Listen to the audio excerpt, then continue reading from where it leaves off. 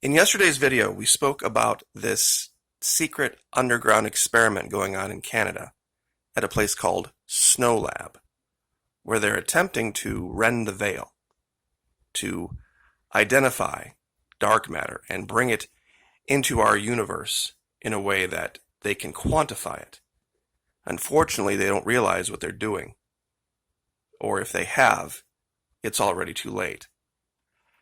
The imagery that I used was something I thought more people would get, and that's probably my fault. The people that run these online gaming services are very much involved with theoretical physics. This is a character, Sylvanas Windrunner, from the game World of Warcraft. The gentleman in the foreground is a former king, a man named Bolvar Fordragon. Now, this imagery is something that you would have to understand the game to know what it means. I'd like to explain that in a little more detail over the next minute or so that everyone can come up to speed on why I used the image. Sylvanas Windrunner is an undead banshee, having died and been brought back to life.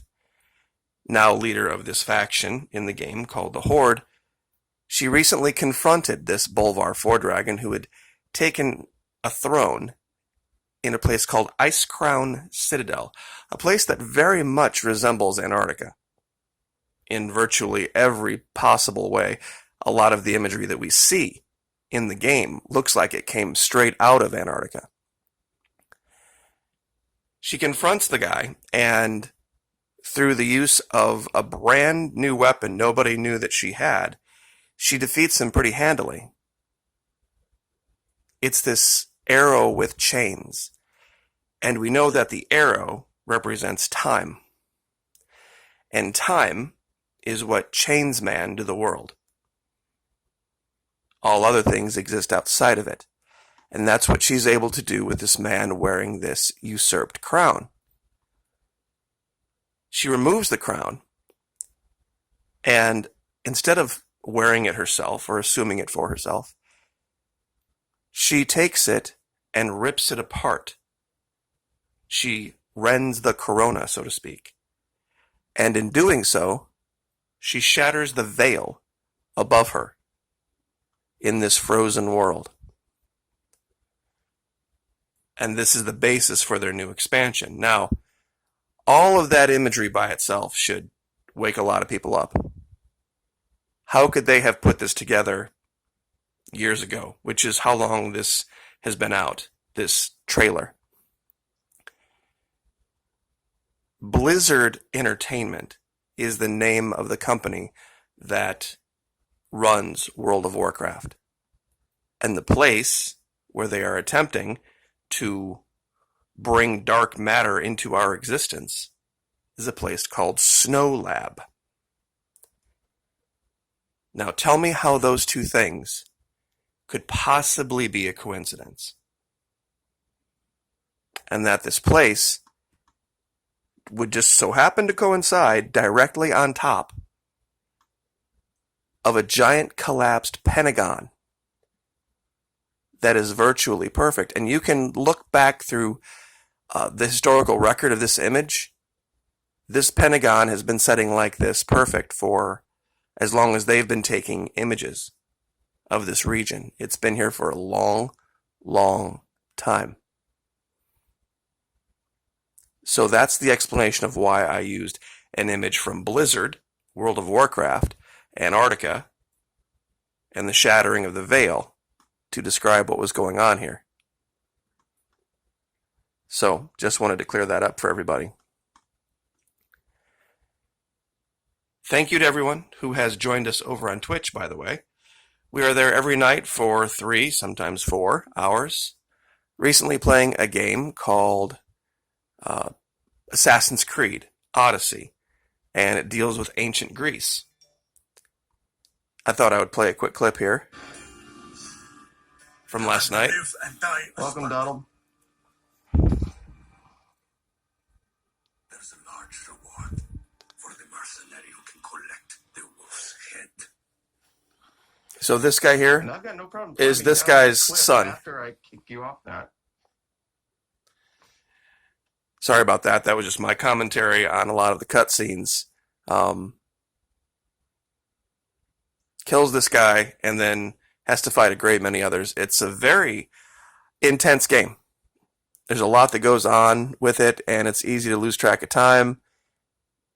All sorts of stuff to do. We have almost 400 followers now, 30 subscribers.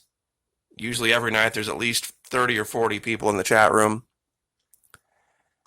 So would love to see you here. Would love the support because YouTube is getting a little bit limited, to be very truthful, especially on a day like today where you can talk about very little other than what the main news of the day is. Here we can talk about anything. One final thought before we leave. For a couple of years I talked about the issue in Venezuela. And I said, no, it wasn't socialism that destroyed Venezuela. It was big oil and the United States and their PR machine. And I tried to explain what happened to Venezuela and how it happened by the numbers. We have proven, beyond the shadow of any reasonable doubt, that this is a creation of Washington, D.C. But an article came out recently that shows even more evidence of this. And I'd like to share that with you today. This is a chart we've used more and more times than I can count. People believe that when Chavez took over, that's when everything fell apart. In this chart, what it shows, the green line in back is the revenue into the country from the sale of oil. The color here, red, denotes when Chavez took over, 2000, 2001. Historically, the lowest inflation they had ever seen. Historically, the highest revenue into the country they had ever seen. Even through our 2008, 2009 hiccups, same thing. What happened over here? Well, quite simply, the U.S. lifted its ban on selling its own oil for profit. See, people didn't realize that. Since 1975, it was illegal for big oil to sell products they pumped out of the United States on the open market for profit. It was illegal for them to do that. So they had to go sell other people's oil for profit. Well, when Chavez said enough of that, and that country got richer and richer and richer and richer, they had to kill Chavez, and this is when Nicolas Maduro took over, and they had to crater their economy. How did they do that? Well, first it was sanctions, and then it was seizings of currencies, all sorts of different things. But the most important thing you need to remember today, besides the fact that they've had their gold seized and fuel seized and everything else, Venezuela's fuel shortage upends long-time Colombian border gas smuggling trade. You see, what happened is when the Venezuelans got wealthy, they had it written into their constitution that the oil and the mineral wealth of the country belonged to the people. So when they sold it on the open market and they imported the refined products, the only thing that was charged to the people was the cost of basically just getting it onto the truck and delivered to the stations. Fuel was incredibly cheap. Well, the Colombians were still operating with the U.S. model, meaning the price in Colombia was what the world was paying. So what would happen is these Colombian thugs, these Colombian gangs, would go into Venezuela, pay off these store owners, pump all this fuel out, bring it across the border, and mark it up. It's still cheaper than other places that are paying top dollar, paying the world rate. And meanwhile, destroying all of the economies over here in western Venezuela. You see, eastern Venezuela didn't have that problem because they were too far away for it to be profitable enough for the gangs to do this. Well, now, because of the U.S. seizing all of this gasoline, seizing the gold, and destroying the economy, everything's drying up for the Colombian thugs. And that's what this article is talking about. Because of the shortages, now the price has gone up on the black market. And now the Colombian gangs can't make a profit anymore.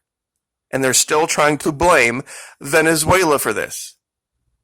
Even though they literally show right here, U.S. seizes Iranian gas heading for Venezuela. And some people say, well, wait a minute. If Venezuela has all this oil, why do they have to import?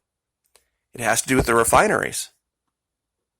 Venezuela had refineries, but refineries take maintenance and they take parts and they take all sorts of things to operate. And when the U.S. sanctions, means prevents any other country from selling parts or sending maintenance crews or anything else that's needed to refine it, Venezuela has to import it. Just like everything else. That's why they seized the land so that Venezuela couldn't grow its own food. So they had to import the food, so when DC decided to turn the screws on that, they could point the finger and say, look, the Venezuelan government's causing starvation. You would have to be pretty stupid to believe the story out of DC at this point. Seeing as how they've had to seize gold, seize cash in bank accounts, now seize fuel imports, sanction anybody attempting to do any kind of business at all with Venezuela, but then saying it was just socialism that caused the failure of the country. Even though there is fact after fact after fact that shows that they were incredibly wealthy when Chavez took over and became even more. And all of these places before Chavez here, Rodriguez, Lucinchi, Campins, these were all different types of socialists.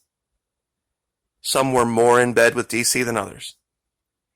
This is just what happens here when you get completely out of bed with DC and you have a lot of natural resources and you know how to sell them to the world and you have help doing it. And over here is what happens when DC decides it's time to destroy you. See, socialism didn't take over here. Socialism took over here. And this is when the price of fuel went up. This is imports oil revenue into Venezuela in the billions. They were making so much money, they were loaning money to other countries in South America to get out of debt to the IMF. And that was their real true crime there. But just wanted to clear all this up on a day when you can't really talk about anything else that's going on in the news simply because all of it is just too controversial. So I will leave it there. Like, share, subscribe. We'll see you next time.